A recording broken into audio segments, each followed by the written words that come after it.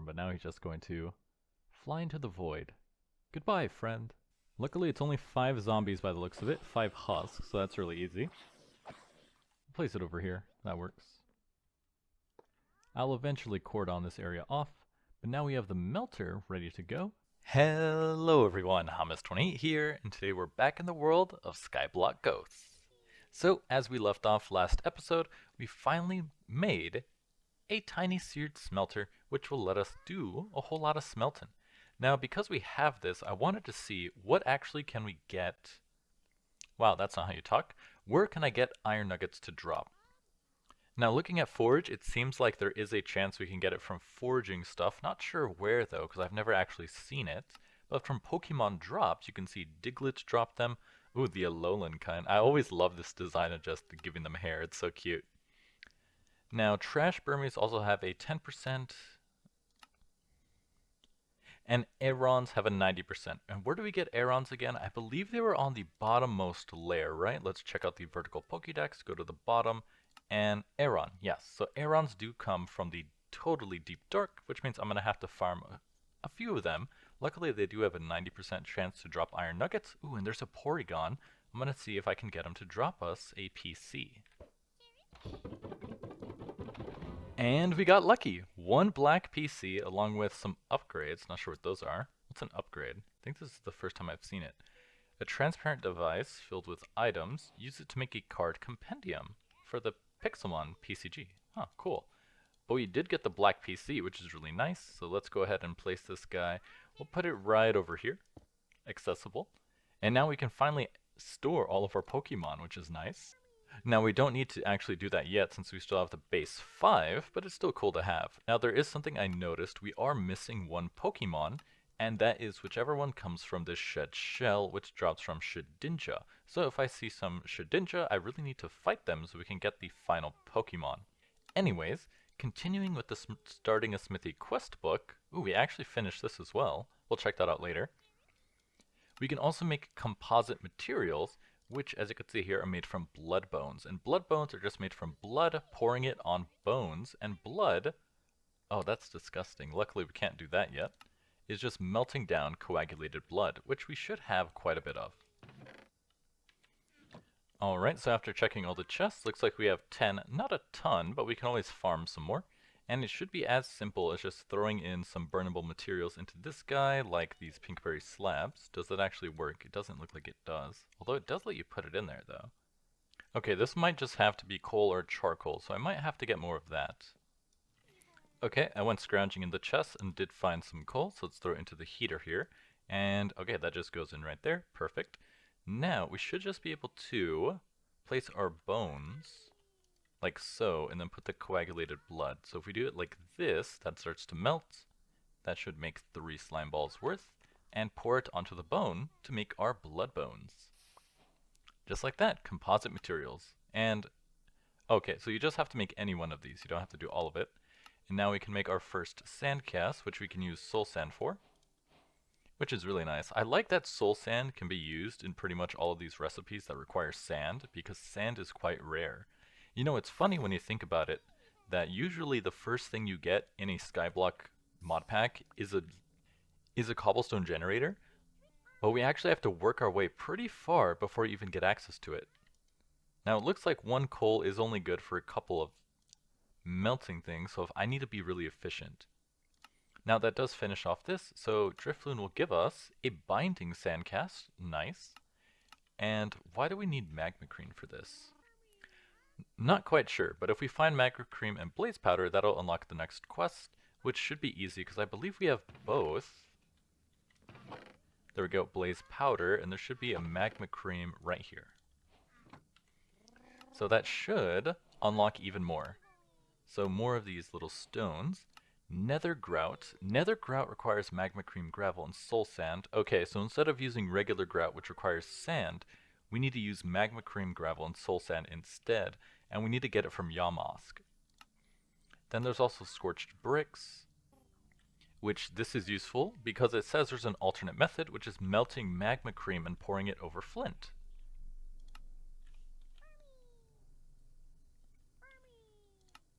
And then that should get us all the way to Tinker's Anvil, and that's a good thing. It tells you that will start the 4th invasion. So we'll put that on hold for now, just because we need to gather more resources, and we could take a look up here, grab my XP candy, and what is this? In the past, Pixelmon used to be bred at ranches where they could wander about freely. However, in recent years, this is all done in daycare centers. To make a daycare requires some fencing, bedding material, and a mystical tool for comparing zodiac signs and constellations, which can only be obtained in Astral Sorcery. Huh, cool stuff. So we will need another PC, some picket fences, hay bale, a linking tool, and 2 rugs, and we can make a daycare. So we can breed more Pokemon. But more importantly, I want to make an iron ingot, which we should be able to do using the seared brick and our sandcast here. So put down the sandcast, put in the brick. Then I think if you just take out the brick, yep, there we go. It makes a divot for iron. So now if we throw in our iron nuggets, and it should be 9, which might take both coal here. Alright, 9 ingots should equal 1 ingot. Perfect. So now we can make our first iron ingot. Done. Iron ingot. Now that does mean... Now the sandcasts are one-time use, so we are going to have to figure out how we can make the better cast. So if we take a look, they are made out of gold still, which means we'll need a little bit of gold, an ingot's worth. Luckily, this should be easy enough to get gold. As you can see, there's a lot of ways to melt down items for gold here. And I should have some amount of golden nuggets waiting around in our chests. But now, using our first piece of iron, we're going to follow what the quest book says and make our stone cutter, which will only take 3 stone. 3 stone, iron ingot, stone cutter, and we're good. Quest completed, and looks like, yep, unlock stuff with the tumblestones, ancient heavy balls, wing balls, and among some other stuff, and the I can't talk. The HM01 for cut. I'll leave that there because I need more storage space. Take 3 raw tumblestones and smooth them out at the stone cutter. These can then be used for an ancient Pokeball, Great Ball, or Ultra Ball lid. Good to know. And where do I get these things from? Raw tumblestone. I do have a couple of these, but I don't remember who drops them. So raw tumblestones come from Magikarp, the drowned version, Toxicroak, Machamp, regular Magikarp, Machoke, Graveler, Geodude, Machop, Sableye, the zombie version and the regular. And there's 2 Magikarps, interesting. Looks like we can also use Rock Smash in a specific Y level to make raw tumblestones, although it looks very rare. Alright, so I finished checking all the chests, and we actually have 0 gold. So I want to see where we can obtain some gold nuggets. Gold... That's not how you spell it. Gold nugget. Rose gold. That's not what we want. Gold nugget. Pokemon drop. So it's 100% from Bagon. Small chance from Nickit. And I gotta say, I love the name Nickit for a fox-type Pokemon. That's hilarious. Meowth. Alolan Meowth. Yamask. Okay, Yamask seems to be a very good one, and I have seen where they spawn. So it seems to be Yamask or Bagon for the highest chance, but I have seen Yamask, which I believe is down here. In the deep dark underground, right here, Yamask will only spawn on sandstone and cut sandstone. That's not true though. Although I do have some sandstone here, red sandstone. And regular sandstone. Now it says it only spawns on sandstone, but I know that's not true because I've actually seen them. Wait, what was that? What are you? Oh, it's Pyukumuku. I've never seen this Pokemon before. It kind of looks hideous. But I want to see what it drops. Slime balls and sea pickle. Interesting. Not sure what I need sea pickles for. Do they have any use? Oh, actually a nausea charm. You can also melt it down into lime dye, and you also need one for the mystical lime flower. Okay, so it actually has uses. So good to know. Guess we'll have to harvest those as well. But now I need to head downstairs and see if we can get some golden nuggets. So we need to go all the way down to the deep dark lair where Yamask spawns, and it said he only spawns inside. Okay, so Yamask can spawn in the deep dark underground and indoors, so either or. So he gets, oh yeah, see, there he is. Although there's no sandstone, so I wonder why he's still spawning. And that's sandstone. I thought he's a 100% chance.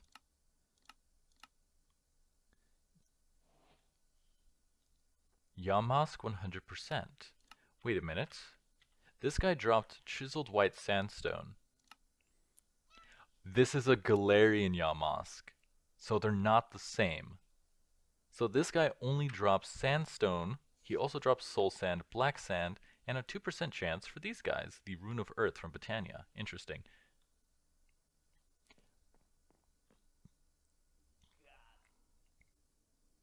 There's something about you, Electrode.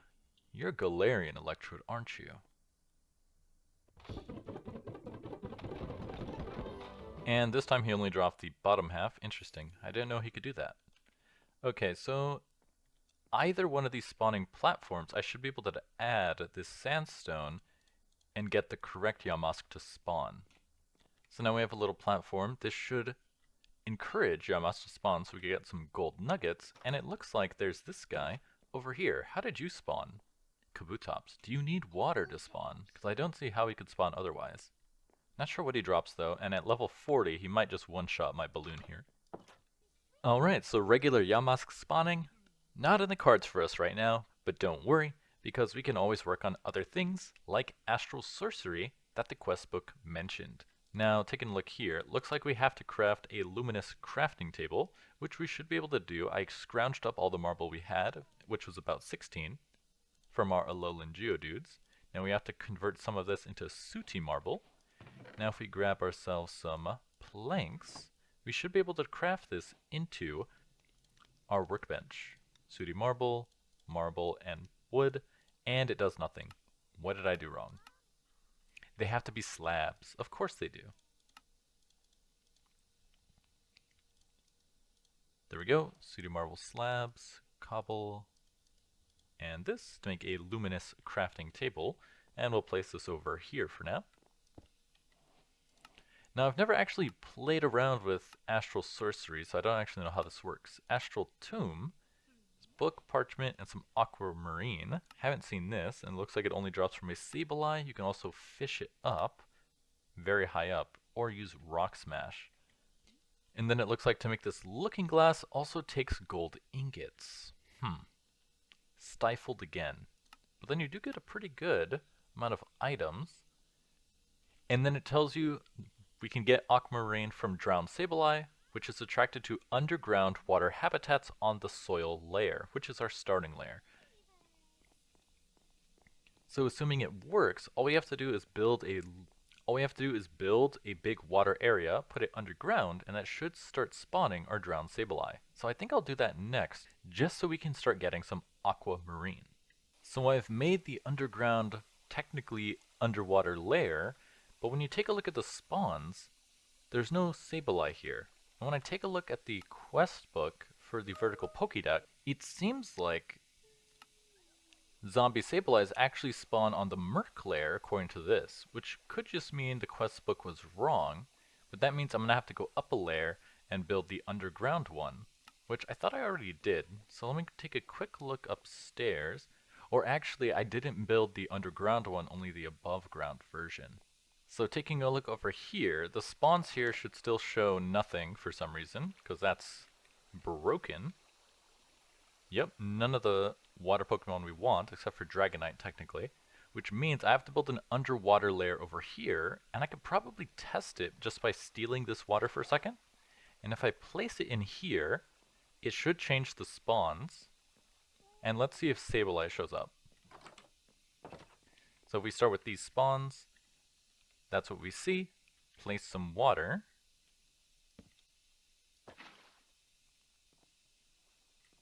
Now if we check the spawns again,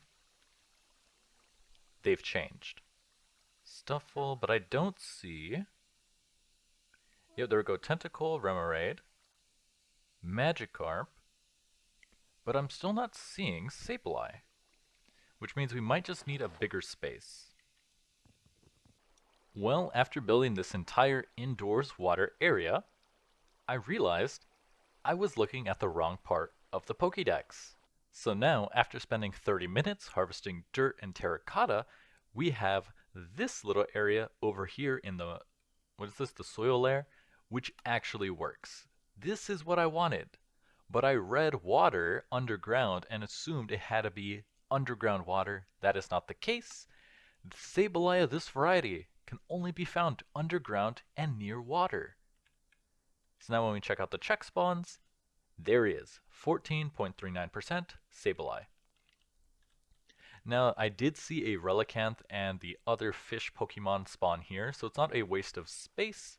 It was just a little bit of a waste of my time, but I guess the Sableye does need water nearby to spawn, so it still works out in the end. Although, we still have to wait for the Sableye to actually spawn so we can get the Aquamarine, so that will take some time in of itself, but at least it's working now. Now, it does seem like these bug-type Pokemon are still spawning on the roof of this, so I need to build a little ladder so I can get up there and fight them to clear up spawns for this area over here. And there we go, defeated Shedinja, got a Shed Shell, and now that should actually finish off this quest here and give me the final Pokemon egg. That's funny, when you have cheats enabled, you can see when the server just gives you the item, and there we go, the final egg.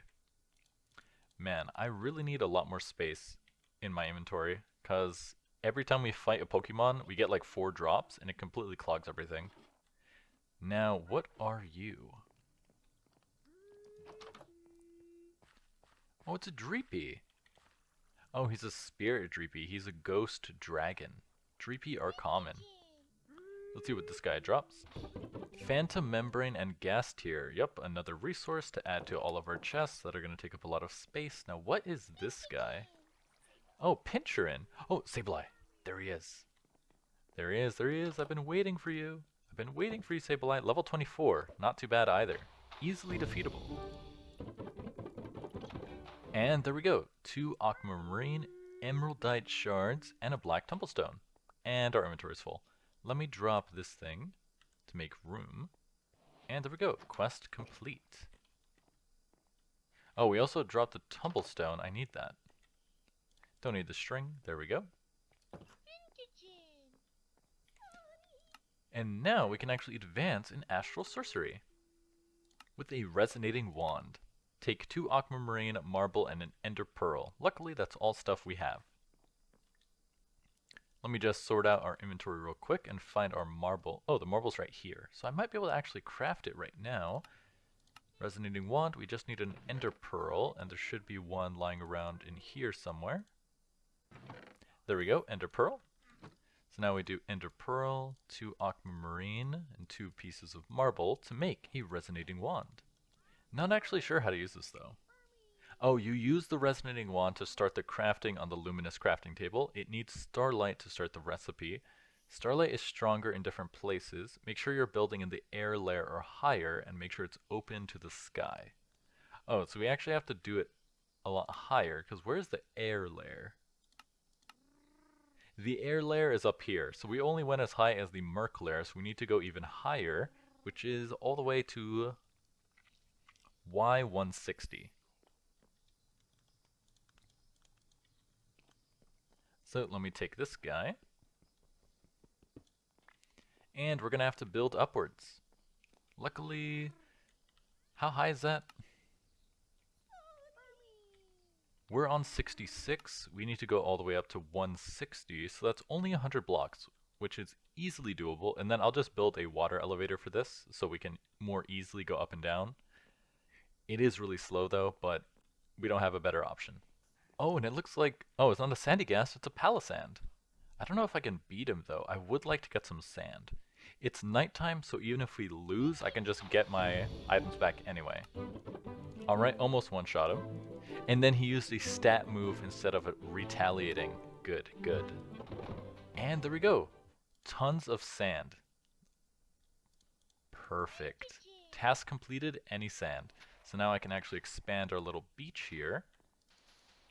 And hopefully we can start getting more.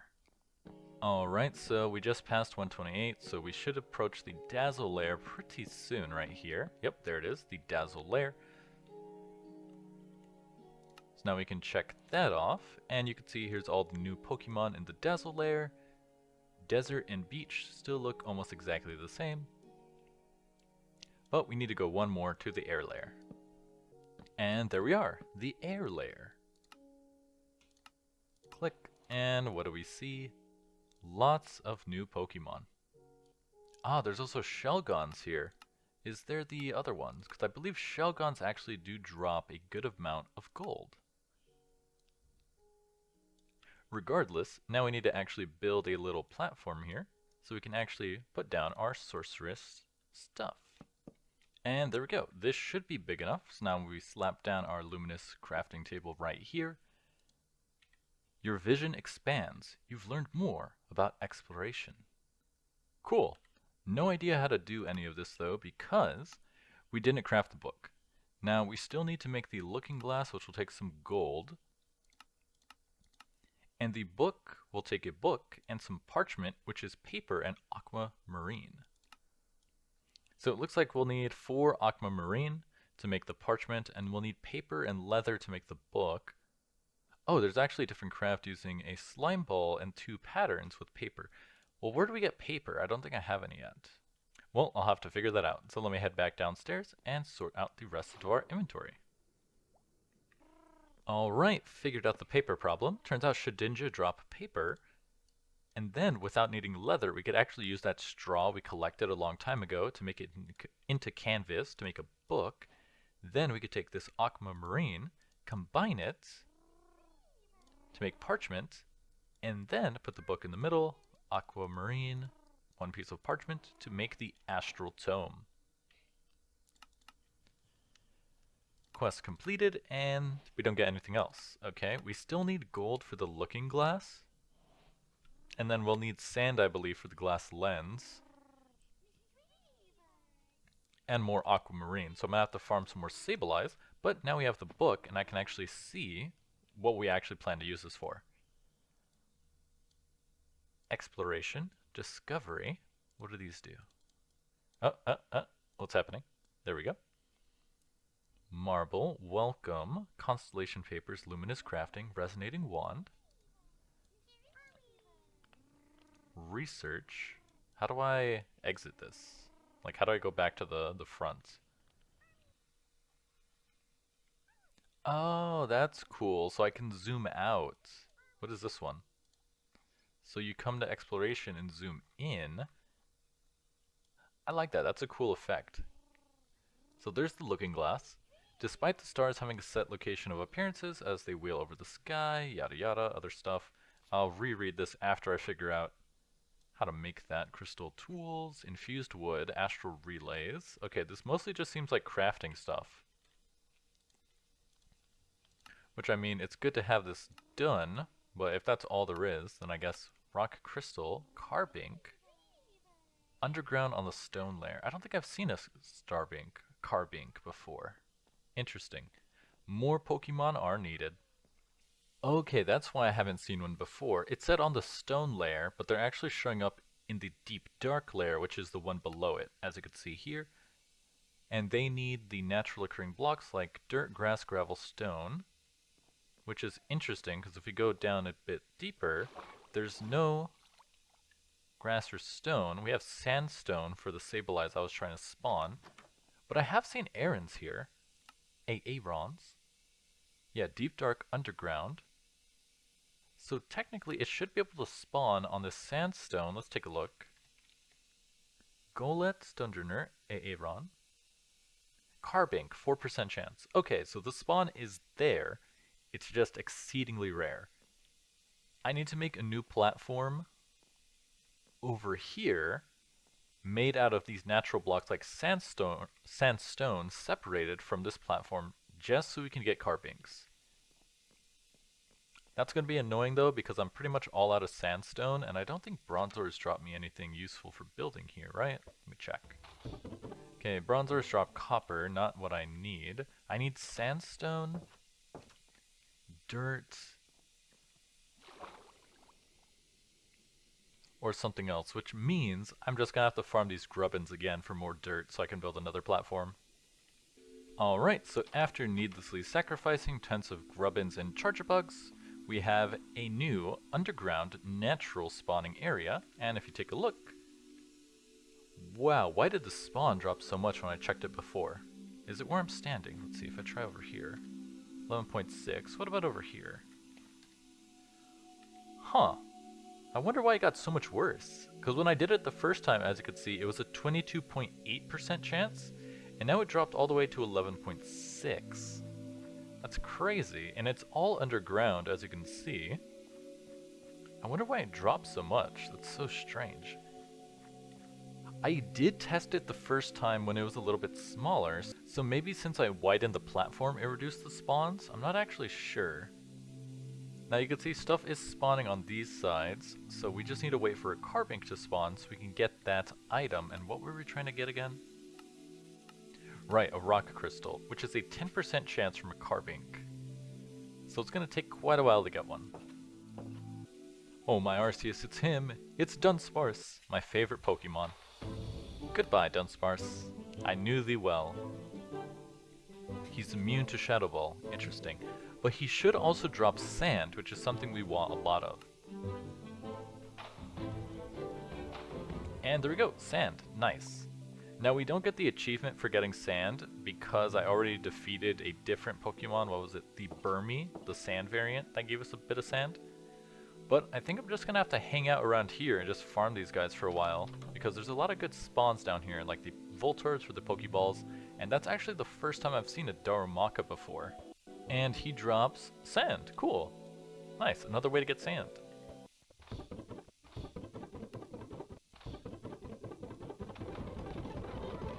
And there we have it. One rock crystal.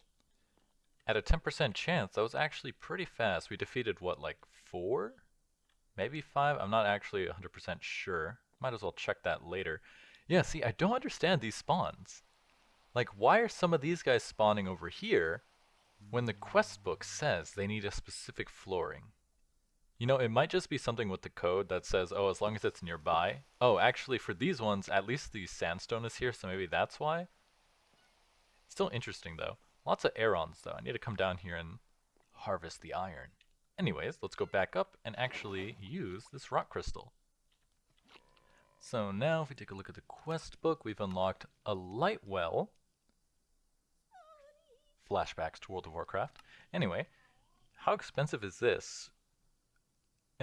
Oh, we could just use a regular rock crystal, runed marble, any colored sand, chiseled marble, and more aquamarine. How do I make this? Oh, just use a stone cutter. Okay, that's really easy. Can I find my marble? Okay, there's our marble. So in order to make this guy, we need any sand. And I should have some sand in this chest, or this chest. There we go, some sand. There we go. Now we just need to grab 2 chiseled marble and 3 runed marble. 3 runed and 2 chiseled. And now if we take all of this and go upstairs to our crafting table, we should be able to make a lightwell. Alright, now let's see if we can craft this guy. Oh, cool, and it looks like it is collecting that, whatever it's called. So, if we defer to the quest book and make a lightwell. Oh, I don't have the aquamarine though. Oh, I do, perfect. Thank you, Sableye. Runed marble. Chiseled marble. Rock crystal. Like that. Oh, and the sand. And sand. And I think it's like that, right? Yes. Now we hit it with the wand.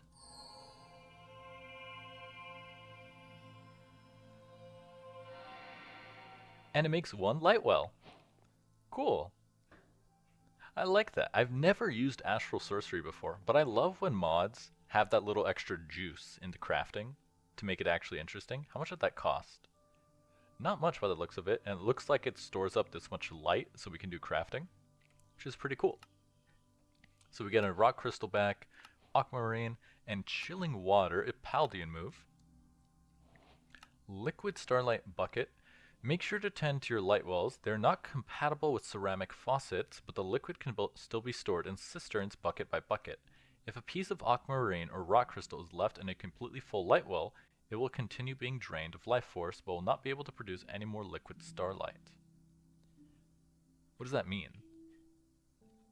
Oh, I get it. So you can place this guy here, and you can put a rock crystal inside, and it makes starlight.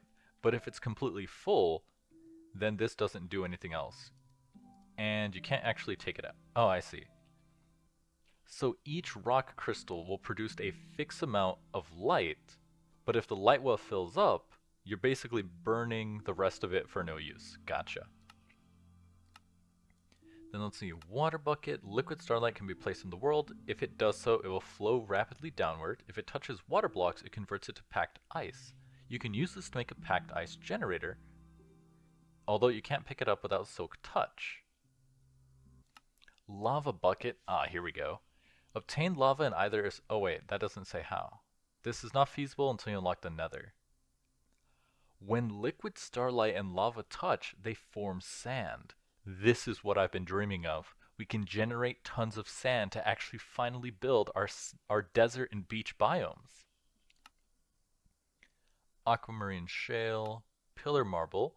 You've learned how to find and create the most basic ingredients for Astral Sorcery. With this, we can create an upgrade and a check mark here. Interesting. Okay, this is phenomenal stuff. Illumination powder can be used to light up an area like a torch. Nocturnal powder is supposed to turn an area dark, but monsters don't seem native to the void. Maybe it will work in another dimension. Interesting. Okay, I'm liking this. I'm liking Astral Sorcery. This is a lot of really cool stuff, especially the sand generator. Because sand has so far been really hard to come by, but if we can generate it for essentially free, that's going to be crazy. That's infinite glass, infinite beaches, all sorts of stuff. Now, it does look like to make the next tier altar for Astral Sorcery is going to take a ton of marble, which means we're going to have to sacrifice quite a lot of Alolan Geodudes and Alolan Growlers for their bodies, which is quite sad. But it's a sacrifice I'm willing to take. But anyways, I also want to fix up our storage system, but that's really boring to watch, so I'll just do that in between episodes. The reason I didn't change these to storage drawers yet, because if you look, we have so many resources of varying quantities, it'd be much better to store everything in these drawers. But the only reason I didn't do that already was because I thought making the controller was going to be difficult, because if you take a look at a drawer controller, the drawer controller takes a diamond. The only way to get diamonds in this pack is by fishing or from these specific Pokemon, which I have not been lucky enough to get. We do see Sableye now, so that would mean getting a diamond is easier, but I haven't had it drop from a Colossal either, even though that's a higher one. I don't think I've even beaten a Colossal. But looking at the quest book, I realized once I make any drawer, they give us a drawer controller. So that'll be really useful, because once I have a drawer controller, I can just right click it and it'll automatically sort everything into the drawers. Now it does make finding stuff a little bit more difficult, but I think if I put a crafting station next to the controller, it can see into that inventory and it should just work. So I think I'll do that next. But of course, this episode has gone on quite long enough. We've made a ton of progress with Astral Sorcery, and I can't wait to build the next altar. I love multi-block structures. I think they're so cool because they just add so much spice to your Minecraft build by having an actual building over just having a bunch of individual blocks. But anyways, I'm talking too much. As always, I'm your host, Hummus28, and I'll see you guys next time.